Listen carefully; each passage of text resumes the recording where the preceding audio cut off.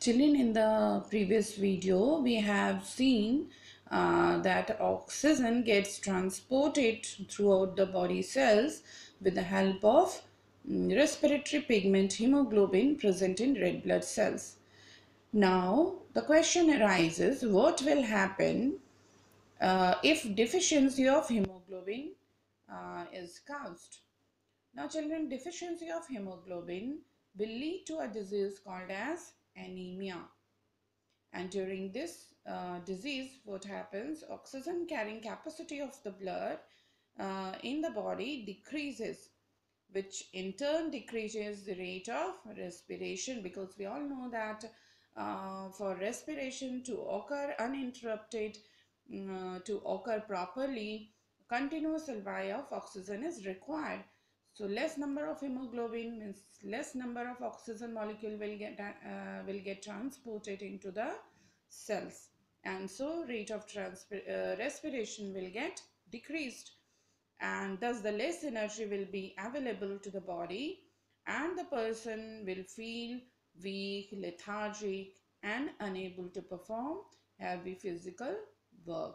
It means hemoglobin has to remain in its proper amount in the blood. And children, this is iron containing pigment, so our diet must rich in the mineral iron, and we can have this by eating good amount of green leafy vegetables in our diet. So this is all about importance of hemoglobin.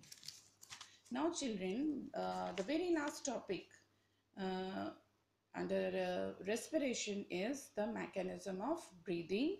And mechanism of breathing, actually we are going to discuss about the various changes which occurs in the parts of respiratory system. You can see here changes in the diaphragm during inhalation and during exhalation. One by one we will see each of these parts. So first of all, diaphragm. What happens to diaphragm when we breathe in?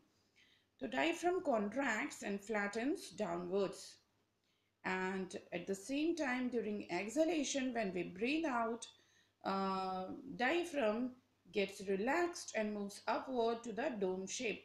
If you can remember the diagram of human respiratory system, the normal position of diaphragm is dome shaped, isn't it? So during exhalation, it goes back to its original dome shape. Now what happens to the rib cage and sternum? Rib cage and sternum moves upwards and outwards, and during exhalation it moves downwards and inwards, means back to its original position. Thoracic cavity and lungs. During inhalation, the volume of thoracic cavity and lungs increases, and during exhalation, the volume of thoracic cavity and lungs gets decreased. Now children, what is about air pressure? Air pressure during inhalation decreases inside the thoracic cavity and lungs, and at this during exhalation it increases inside the thorax and the lungs. Now what will be the air movement? During inhalation, external air pressure drives air into the lungs at low pressure, and during exhalation, air forced out of lungs by thorax compression and elastic recoil of the lungs. So this was all about the mechanism of breathing. Uh, so children, go through the notes, and till next video, be very careful about your health.